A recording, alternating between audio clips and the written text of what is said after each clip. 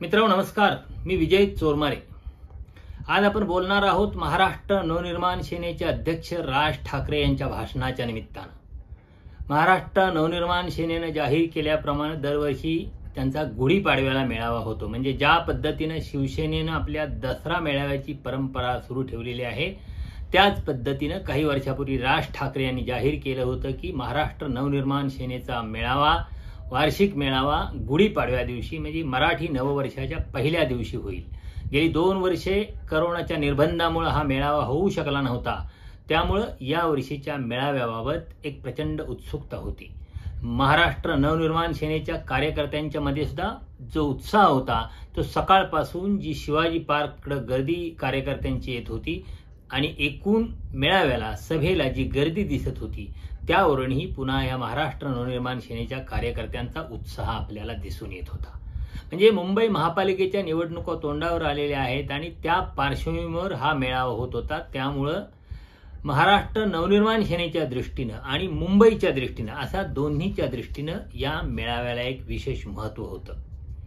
म्हणजे 2014 पासून राज ठाकरे यांनी वेळोवेळी ज्या राजकीय भूमिका घेतलेल्या आहेत त्या राजकीय भूमिकांच्या संदर्भात सातत्याने एक कुतूहल असतं आणि आजच्या मेळाव्यात ते काय भूमिका घेतात, कोणत्या पक्षाला पूरक अशी भूमिका घेतात त्याबाबत कुतूहल होतं। आणि अपेक्षेप्रमाणे राज ठाकरे हे भारतीय जनता पक्षाचे प्रमुख प्रचारक बनलेले आहेत, हे आजच्या मेळाव्यानं सिद्ध केलं। म्हणजे 2019च्या निवडणुकीच्या आधी राज ठाकरे यांनी केंद्रातल्या पंतप्रधान नरेंद्र मोदी यांच्या सरकारच्या विरोधात आणि महाराष्ट्रातल्या भारतीय जनता पक्ष शिवसेना सरकारच्या विरोधात सुद्धा अशी एक मोठी आघाडी उघडलेली होती। आक्रमकपणे त्या विरोधात त्यांनी मोहीम उघडलेली होती आणि लाव रे तो व्हिडिओ यासारख्या त्यांच्या कॅम्पेननं एकूणच लोकांचं लक्ष वेधून घेतलेलं होतं। त्या पार्श्वभूमीवर गेल्या काही दिवसात राज ठाकरे यांची ही भाजप विरोधाची भूमिका हळूहळू बदलत चाललेली आहे आणि ती भूमिका एकूण सेक्युलर भूमिका ही हिंदुत्वाकडे येत चाललेली आहे आणि ही हिंदुत्वाची भूमिका पुन्हा स्वाभाविकपणे भारतीय जनता पक्षाला पूरक अशी किंवा समांतर अशी जाताना दिसते आहे। आजच्या मेळाव्यातनं ते ठळकपणे दिसून आलं। पण तरी सुद्धा एक गोष्ट राज ठाकरे यांच्या मेळाव्यातल्या भाषणातून सकारात्मक जी जाणवली, अर्थात त्या विषयाकडे मी या व्हिडिओच्या शेवटच्या भागात येणार आहे। तुर्तास आपण राज ठाकरे यांनी मेळाव्यात काय पद्धतीने विधानं केली आणि काय पद्धतीने त्यांनी मुद्दे मांडले त्या मुद्द्यांच्या अनुषंगाने बोलूया। म्हणजे स्वाभाविकपणे महाराष्ट्रातलं महाविकास आघाडीचं सरकार, काँग्रेस, राष्ट्रवादी काँग्रेस आणि शिवसेना या 3 पक्षांचं सरकार आणि या 3 पक्षांचा कारभार हाच राज ठाकरे यांच्या एकूण टार्गेटवर असणार हे अपेक्षित होतं। त्यात पुन्हा अनिल देशमुख आणि नवाब मलिक हे महाविकास आघाडी सरकारमधले 2 मंत्री तुरुंगात आहेत। महाविकास आघाडीच्या अनेक नेत्यांच्या विरोधात केंद्रीय यंत्रणांच्या कारवाया सुरू आहेत।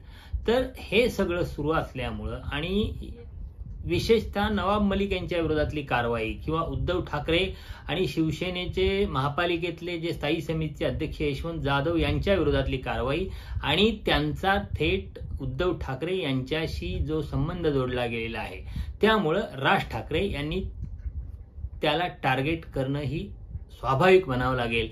कारण पुन्हा राज ठाकरे यांचा मुंबई हा इथला बालेकिल्ला आहे आणि मुंबई महापालिका निवडणूक ही त्यांच्या दृष्टीने त्यांना एक राजकीय पुनरुज्जीवनाची नवी संधी दिसते आहे। अर्थात ती संधी घेण्यासाठी ते जर अपेक्षित कष्ट करणार असतील, व्यापक प्रयत्न करणार असतील, आतापर्यंत झालेल्या चुका टाळून पुढे जाण्याचा प्रयत्न करणार असतील आणि तीच गती जर त्यांची मुंबईच्या महापालिकेच्या निवडणुकीच्या नंतर महाराष्ट्रातल्या निवडणुकीच्या संदर्भात राहणार असेल तर तिचं स्वागतच करायला पाहिजे। म्हणजे एक 4 पक्षांच्या या राजकारणात एक 5वा कोण तयार होईल आणि या 4 पक्षांच्या मक्तेदारीला एक धक्का सुद्धा बसू शकेल असं मला वाटतं। राज ठाकरे यांनी अनेक मुद्द्यांचा उल्लेख केला, त्यातला एक मुद्दा जो आहे तो विन्स्टन चर्चिलच्या यांच्या संदर्भातला मुद्दा आहे।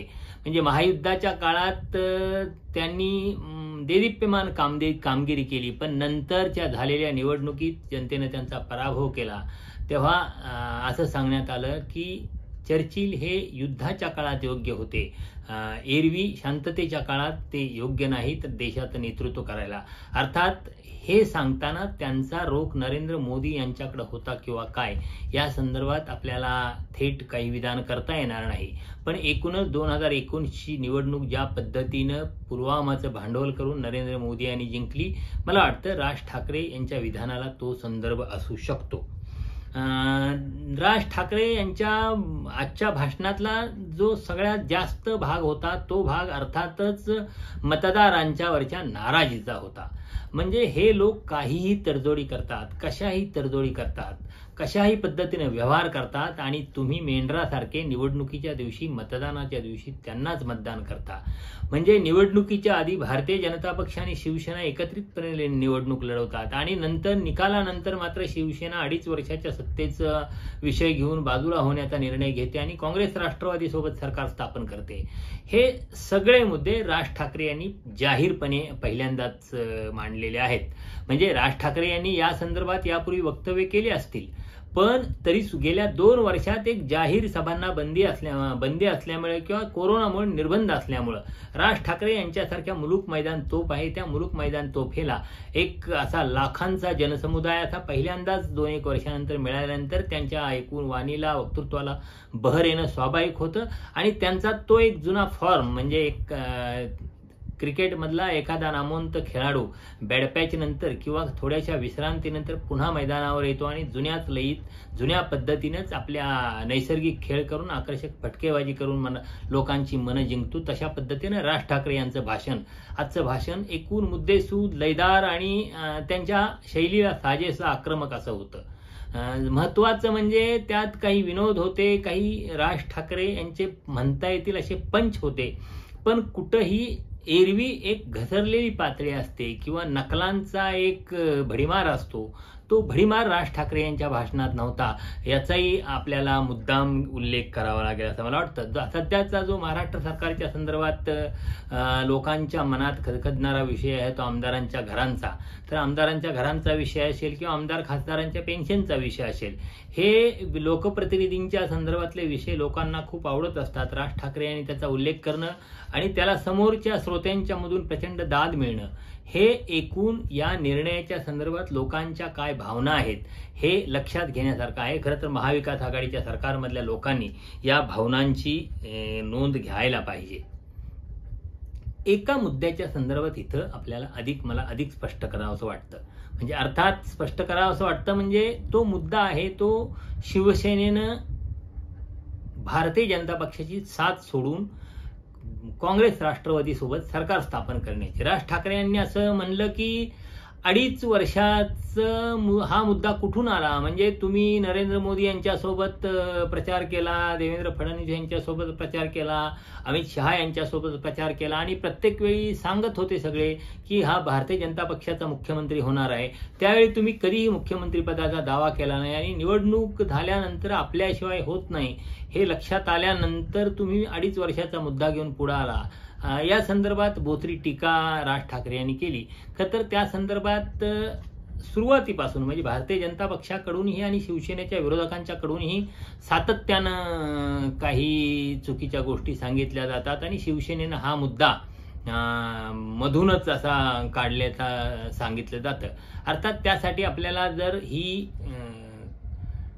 देवेंद्र फडणवीस, अमित शहा आणि उद्धव ठाकरे यांची ही जी पत्रकार परिषद आहे म्हणजे लोकसभा निवडणुकीच्या आधी अमित शहा मातोश्री निवासस्थानी गेलेले होते. तिथं देवेंद्र फडणवीस यांना बाहेर ठेवून अमित शहा आणि उद्धव ठाकरे यांनी चर्चा केलेली होती आणि त्यानंतर जी एक पत्रकार परिषद घेतलेली होती आणि त्या पत्रकार परिषदेतलं संपूर्ण निवेदन तत्कालीन मुख्यमंत्री देवेंद्र फडणवीस यांनी केलेलं होतं. त्या पत्रकार परिषदेत देवेंद्र फडणवीस काय म्हटले होते बघा. आता जी काही युती झालेली आहे त्या संदर्भात आमचा निर्णय असा झाला आहे की लोकसभेकरता या ठिकाणी शिवसेना 23 जागा लढेल आणि भारतीय जनता पार्टी 25 जागा लढेल. विधानसभेच्या संदर्भातला आमचा निर्णय असा झालेला आहे की आमचे जे मित्र आहेत यांच्याशी चर्चा करून त्यांच्या जागा निश्चित करू आणि उरलेल्या ज्या जागा आहेत त्या अर्ध्या जागा शिवसेना आणि भाजप या ठिकाणी लढेल. आणि गेल्या 5 वर्षात आम्ही जे काही काम केलेलं आहे, आम्हाला विश्वास आहे की जनता पुन्हा आम्हाला निवडून देईल. त्यावेळी पुन्हा सरकारमध्ये आल्यानंतर पद आणि जबाबदाऱ्या याची समानता राखण्याचा देखील आम्ही निर्णय केलेला आहे. आणि त्या दृष्टीनं जे पद आणि जबाबदाऱ्या ज्या सांभाळण्यात येतील त्याही समान पद्धतीनं सांभाळण्यात येतील, हाही निर्णय या ठिकाणी आम्ही केलेला आहे. म्हणजे इथं पद आणि जबाबदाऱ्यांचं समान वाटप करण्याची भूमिका देवेंद्र फडणवीस यांनी मांडलेली आहे, हे आपल्याला लक्षात घ्यावं लागतं. आता भारतीय जनता पक्ष जर म्हणतो की आम्ही शिवसेनेला 2.5 वर्षाच्या मुख्यमंत्रीपदासंदर्भात कोणताही शब्द दिला नव्हता, तर या पत्रकार परिषदेतला पद आणि जबाबदाऱ्यांचं समान वाटप याचा अर्थ काय घ्यायचा, हा खरं तर ज्यानं त्यानं सोयीनं लावायचा अर्थ आहे. पण इथं हे पत्रकार परिषदेतलं निवेदन देवेंद्र फडणवीसांचं ऐकल्यानंतर लक्षात येतं कुणाही सुज्ञ माणसाच्या की भारतीय जनता पक्षानं शिवसेनेला 2.5 वर्षाच्या मुख्यमंत्रीपदाचं वचन दिलेलं होतं. त्याचं कारण असं की त्या लोकसभा निवडणुकीत भारतीय जनता पक्ष अडचणीत असल्याची स्थिती होती आणि शिवसेनेला सोबत घेतल्याशिवाय बहुमत मिळण्याची शक्यता नाही एनडीएला, असं एक चित्र होतं. त्या काळात मला वाटते भारतीय जनता पक्षानं देशातली सत्ता मिळवण्यासाठी महाराष्ट्रातल्या सत्तेच्या संदर्भातलं काही आश्वासन दिलेलं असू शकतं. त्यामुळे हा जो शिवसेनेनं काहीतरी रडीचा डाव खेळलेला आहे 2.5 वर्षाच्या सत्तेचा, यात काही तथ्य नाही. कारण हे देवेंद्र फडणवीसांचं निवेदनच आहे. आणि ज्यांना हे पटत नसेल त्यांनी पद आणि जबाबदाऱ्यांचं समान वाटप म्हणजे काय याचा जरा अर्थ उलगडून सांगितलेला बरं होईल असं मला वाटतं. राज ठाकरे यांची भाषा कधीपासून बदलली, तर ज्यावेळी त्यांना ईडीने चौकशीसाठी बोलवलं तेव्हापासून त्यांची भाषा बदलली हे आपल्या लक्षात येतं. म्हणजे ही भाषा किती बदलली, तर राज ठाकरे थेट हिंदुत्ववादी भूमिका घेऊन मैदानात उतरले. म्हणजे जे राज ठाकरे एक सेक्युलर भूमिका घेऊन प्रबोधनकार ठाकरे यांची भूमिका घेऊन आधीच्या काळात वावरत होते, सार्वजनिक ठिकाणी बोलत होते, ते राज ठाकरे अचानकपणे इथं भारतीय जनता पक्षाची किंवा हिंदुत्वाची भूमिका बोलायला लागले. आणि त्यांची एकूण जी मोदी, शहा किंवा फडणवीस यांच्यावरची टीका आहे ती टीका कमी झाली, ती ईडीच्या चौकशीनंतर कमी झाली. आजच्या भाषणातला सगळ्यात महत्त्वाचा विनोदी भाग जर म्हणायचा झाला तर तो असा की उत्तर प्रदेशातल्या निवडणुका झाल्या आणि त्यानंतर पेट्रोलचे भाव रोज वाढतायत, इंधनाचे दर सातत्यानं वाढतायत, गॅस सिलेंडरचे दर वाढतायत आणि माणसांच्या जगण्या मरण्याची संबंधित महागाई अशी आभाळाला भिडत असताना राज ठाकरे यांनी त्यांच्या या आजच्या भाषणात त्या संदर्भात एक शब्दही उच्चारला नाही. यावरून राज ठाकरे केंद्र सरकार विरुद्ध बोलण्यासाठी किती जपून केंद्र सरकार संदर्भात भूमिका घेत आहेत हे आपल्या लक्षात येऊ शकतं. पण त्याच वेळी भारतीय जनता पक्षाला मुंबईच्या महापालिकेच्या निवडणुकीत मदत व्हावी या उद्देशानं तिने पुन्हा ते मशिदीवरचे भोंगे आणि मदरशांच्या मधले काय व्यवहार चालले ते मदरशांच्यावर छापे टाका वगैरे या गोष्टी सगळ्या त्यांनी काढलेल्या आहेत. आणि अर्थात हे भारतीय जनता पक्षाला पूरक असे मुद्दे आहेत. गेले काही दिवस या मुंबई महापालिकेच्या निवडणुकीचं वातावरण तापलेलं आहे. तेव्हापासून भारतीय जनता पक्षाचे नेते सातत्यानं हे हिंदुत्ववादाचे मुद्दे पुढे आणण्याचा प्रयत्न करत आहेत. नवाब मलिक यांची कारवाई ही त्याच दृष्टिकोनात नाही, म्हणजे थेट त्यांचा दाऊदशी संबंध जोडायचा आणि महाविकास आघाडीचं सरकार हे मुंबईच्या बॉम्बस्फोटातल्या मुख्य आरोपींशी संबंध असलेल्या लोकांना वाचवण्याचा प्रयत्न करते असं चित्र निर्माण करायचं, असा एक प्रयत्न भारतीय जनता पक्षाच्या वतीने सुरू आहे. आणि त्या प्रयत्नाला सहकार्य करण्याचं एकूण काम आजच्या सभेत राज ठाकरे यांनी आपल्याला केलेलं दिसतं. इथं त्यांनी आणखी एक म्हणजे पुन्हा बाबासाहेब पुरंदरे यांचा मुद्दा उल्लेख केला. बाबासाहेब पुरंदरे आणि राज ठाकरे यांचे संबंध सगळ्या महाराष्ट्राला माहीत आहेत, त्यांच्या दृष्टीने ते आदराचं स्थान आहे. परंतु बाबासाहेब पुरंदरे यांच्या संदर्भात एकूण महाराष्ट्रातल्या बहुजन समाजाची जी भूमिका आहे ती भूमिका ही सगळ्यांना माहिती आहे. त्यामुळं इथं पुन्हा राज ठाकरे यांनी बाबासाहेब पुरंदरे आणि त्यांच्या पुस्तकातल्या एका वक्तव्याचा उल्लेख करून आपण ती भूमिका सोडणार नाही किंवा कितीही विरोध झाला तरी त्याच भूमिकेच्या मार्गाने पुढे जाणार आहोत असा एक संदेश देण्याचा प्रयत्न केलेला आहे. मी सुरुवातीला म्हटलं की राज ठाकरे यांच्या भाषणातल्या काही ज्या मला सकारात्मक गोष्टी दिसल्या, त्या सकारात्मक गोष्टींच्याकडे मी शेवटी येणार आहे. तर मला त्यातली सगळ्यात महत्त्वाची गोष्ट अशी वाटते की राज ठाकरे यांनी भारतीय जनता पक्षाच्या पूरक भूमिका घेतली असती, भारतीय जनता पक्षाचे प्रचारक असल्याप्रमाणे त्यांनी काही भाषण केलं असलं तरी सुद्धा त्यांनी एकूण धार्मिक दृष्ट्या जे संवेदनशील मुद्दे आहेत त्यामुळं त्या संदर्भात अत्यंत जपून अशी विधानं केलेली आहेत. म्हणजे खरं तर त्यांना अधिक चितावणी करून बोलण्याची संधी होती किंवा अधिक काही वेगळे भडकाऊ असे मुद्दे घेऊन वातावरण तापवणं शक्य होतं. उदाहरणार्थ काश्मीर फाईल सिनेमाचा विषय घेतला असता तर त्या संदर्भानं त्यांनी भारतीय जनता पक्षाची भूमिका जर उचलून धरली असती तर ते अधिक स्फोटक ठरलं असतं. किंवा हिजाबच्या मुद्द्यावरून किंवा कर्नाटकात जे हलालवरून सध्या जे काही सुरू आहे, हे सगळे मुद्दे हे जर असे काही हिंदुत्वाच्या संदर्भातले किंवा धार्मिक ध्रुवीकरणाच्या संदर्भातले मुद्दे तर घेतले असते तर ते अधिक स्फोटक ठरले असते आणि वादग्रस्त ठरले असते. राज ठाकरे यांनी ते असे स्फोटक मुद्दे म्हणजे समाजात तेढ निर्माण करणारे मुद्दे टाळलेले आहेत. म्हणजे भारतीय जनता पक्षाच्या हिंदुत्वाच्या भूमिकेला पूरक अशी भूमिका घेतली असली तरी समाजात एकूण विद्वेष पसरणारे संवेदनशील मुद्दे टाळलेले आहेत. ही मला एकूण आजच्या राज ठाकरे यांच्या भाषणातली सगळ्यात महत्त्वाची गोष्ट वाटते. म्हणजे राज ठाकरे यांनी विचारलेलं होतं मध्येच भाषणात की हे लोक मतदार प्रगल्भ कधी होणार, म्हणजे या लोकांनी कसंही वागायचं, राज्यकर्त्यांनी कसंही वागायचं आणि पुन्हा मतदानाच्या दिवशी लोकांनी जाऊन तुम्हालाच मतदान करायचं, तरी मतदारांची प्रगल्भता वाढायला पाहिजे. तर मतदार हा सातत्यानं प्रगल्भ होतच असतो मला वाटतं, पण राज ठाकरे यांची सुद्धा प्रगल्भता वाढत चाललेली आहे. अर्थात त्यांची राजकीय भूमिका ही त्यांची राजकीय कोणत्या असहाय्यतेतून त्यांनी घेतलेली आहे हे आपण समजू शकतो. ती राजकीय भूमिका ही त्यांची भूमिका आहे आणि त्यांनी राजकीय भूमिका कोणती घ्यावी, काँग्रेस किंवा तत्सम पक्षांना पूरक घ्यावी की भारतीय जनता पक्षाला पूरक घ्यावी, हा त्यांचा व्यक्तिगत प्रश्न आहे. म्हणजे ज्यावेळी ते मोदी आणि मोदी सरकारच्या विरोधात सातत्यानं आक्रमक भाषणे करत होते त्यावेळी ते काँग्रेसच्या विचार धारेच्या लोकांना जवळचे वाटत होते. आता ते भारतीय जनता पक्षाला पूरक भूमिका घेत असल्यामुळे तर भारतीय जनता पक्षाच्या लोकांना जवळचे वाटत आहेत. त्यामुळं त्यांनी भूमिका कोणती घ्यावी हा त्यांचा प्रश्न आहे. पण ही भूमिका मांडताना ज्या संयमानं मांडायची असते त्या संयमानं त्यांनी मांडण्याचा प्रयत्न केला आहे, ही यातली मला सगळ्यात चांगली गोष्ट वाटते. पण पुन्हा एक गोष्ट मुद्दाम सांगावी वाटते की 2014च्या आधी राज ठाकरे यांनी जिथून एक वर्तुळ सुरू केलं होतं ते वर्तुळ पुन्हा त्यांना तिथंच घेऊन आलेलं आहे. म्हणजे 2014च्या आधी नरेंद्र मोदी हे देशाला कसे उत्तम पंतप्रधान होऊ शकतील असं ते नरेंद्र मोदी यांचे प्रचारक बनलेले होते.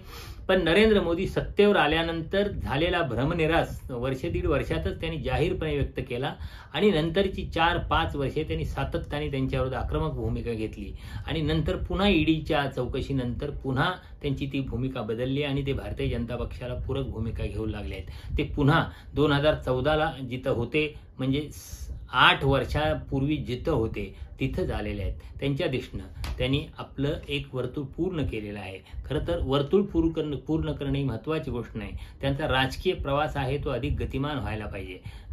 एक नवा पक्ष महाराष्ट्रात मोठ्या पद्धतीनं उभं राहतोय असं चित्र 8-10 वर्षापूर्वी महाराष्ट्रात निर्माण झालेलं होतं.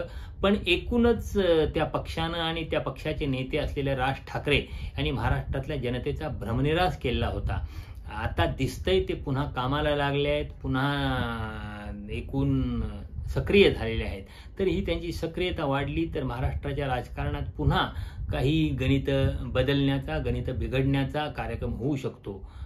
आणि जे प्रस्थापित 4 पक्ष आहेत त्या 4 पक्षांच्या मध्ये एक 5वा कोण आहे, 5वा कोण येऊ शकतो, मला वाटतं तो कसा काय आकार घेऊ शकतो याची आपल्याला पुढच्या निवडणुकांच्या पर्यंत वाट पाहावी लागेल. धन्यवाद.